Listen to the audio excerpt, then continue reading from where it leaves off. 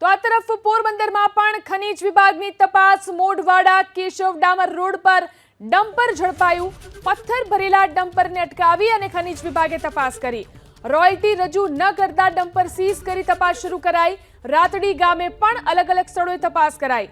10 machine 3 tractor 1 truck અને generator સહિતનો મુદ્દામાલ જપ્ત કરવામાં આવ્યો છે।